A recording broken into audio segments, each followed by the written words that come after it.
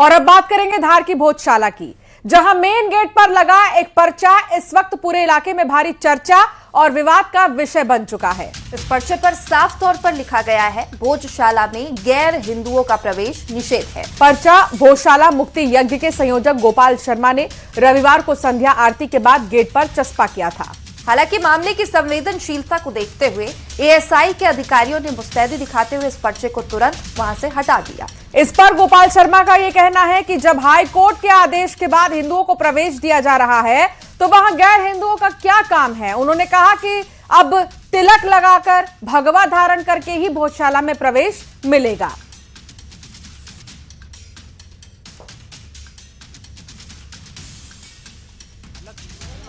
ये मैंने अपने मन से नहीं लिखा है, जो न्याय दो मोजे ने जो कोर्ट का आदेश हुआ है इसमें स्पष्ट कहा है कि ये हिंदू मंदिर है।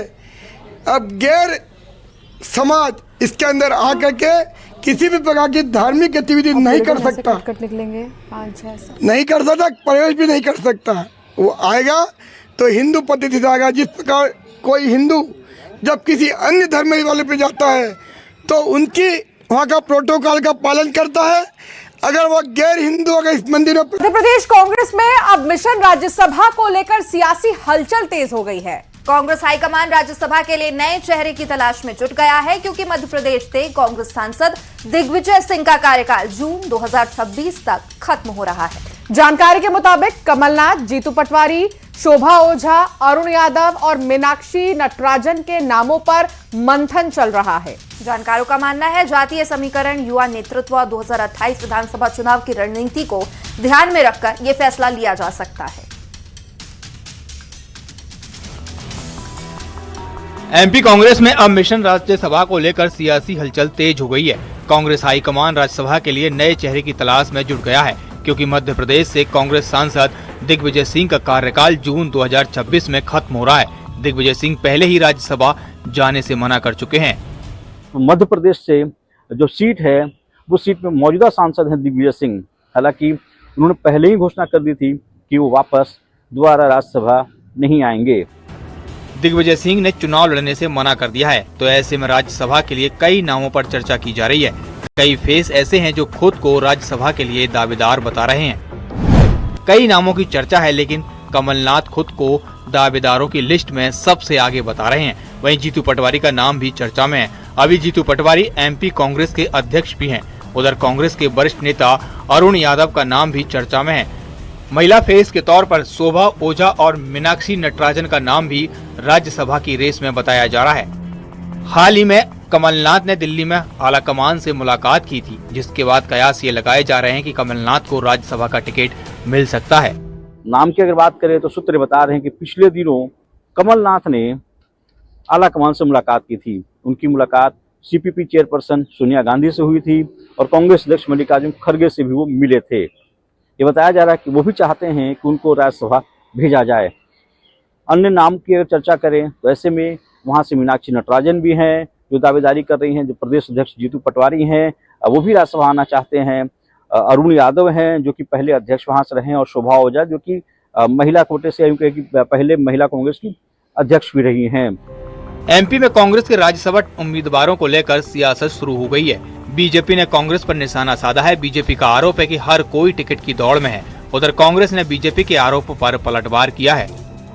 राज्यसभा सीट के लिए कांग्रेस में मंथन तेज हो गया है। दावा किया जा रहा है कि कांग्रेस हाईकमान जातीय समीकरण, युवा नेतृत्व और 2028 विधानसभा चुनाव की रणनीति को ध्यान में रखकर इस पर फैसला करेगी। Bureau report, news 18। पहले उत्तर प्रदेश में सड़क पर नमाज को लेकर मुख्यमंत्री योगी आदित्यनाथ का सख्त बयान सामने आया है।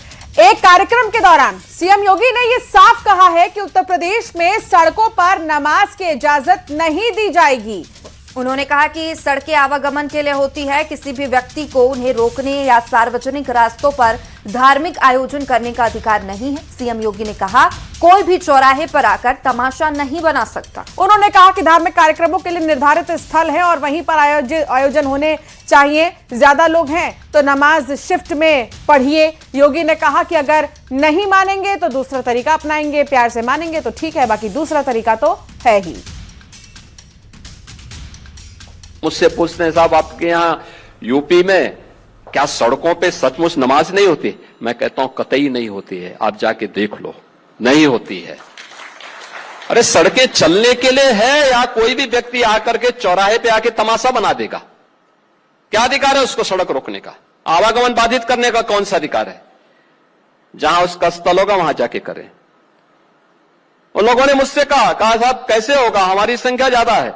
हमने कहा शिफ्ट में कर लो, तुम्हारे घर में रहने की जगह नहीं है तो भाई संख्या नियंत्रित कर लो, और नहीं है सामर्थ्य क्यों बेकार आगे संख्या बढ़ाई जा रहे हैं।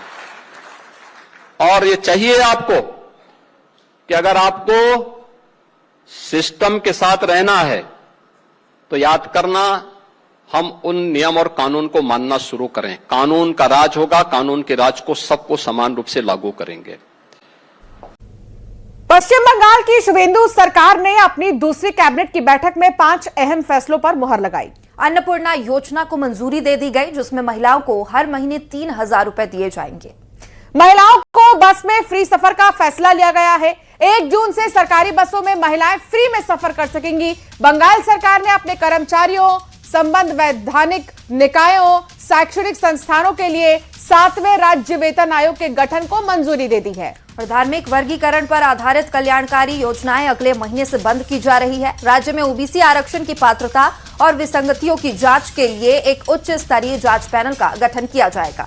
तो ये जो 5 फैसले हैं वो लिए गए हैं कैबिनेट में और इन पर मोहर लग गई है। इन फैसलों की चर्चा हो रही है। सबसे बड़ा फैसला तो जो बस में महिलाएं हैं वो आसानी से सफर कर सकेंगी, और यही जो है मैनिफेस्टो में भी ऐड किया था। बीजेपी की तरफ से ये वादा किया गया था कि जो महिलाएं हैं उनको ये सुविधा दी जाएगी। क्या देश में वंदे मातरम को लेकर फिर से हंगामा होने वाला है?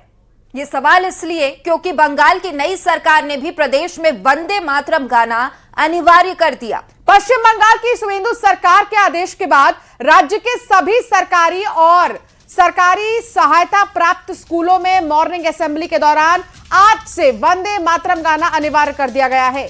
शिक्षा विभाग की तरफ से सभी स्कूलों को निर्देश जारी कर दिए गए और कहा गया कि नियम का सख्ती से पालन सुनिश्चित किया जाए।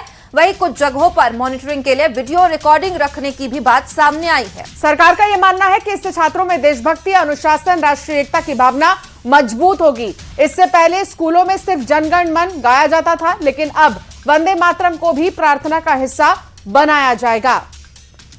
तो बंगाल में वंदे मातरम पर यह फैसला। सब विद्यालय वंदे मातरम सोमवार থেকে দিয়ে বিদ্যালয় শুরু করতে হবে, সেই নোটিশটা জারি করে সোমবার।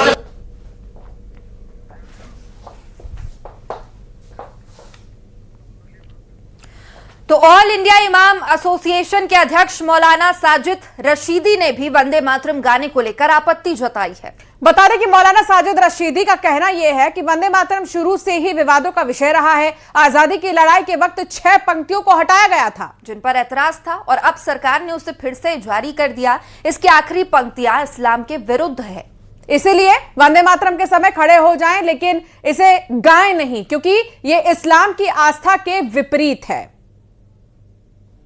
में वो आखिर की पंक्तियां जिन पर ऐतराज था वो हटा दी गई थी। अभी तक वही चल रहा था, लेकिन इस सरकार ने आकर बड़ा दुख होता है कि सरकार भी भेदभाव करती है। इस सरकार ने आकर वो 6 पंक्तियां फिर जारी कर दी और कहा कि इसको पढ़ना अनिवार्य है। 19 है। दूसरी बात यह है कि जब राष्ट्रगान हमारे पास है और उसको सभी लोग सहमति के साथ गा रहे हैं और उस पर कोई विवाद भी नहीं है, फिर भी आप एक नया गीत लाकर जो है उसको राष्ट्रगान से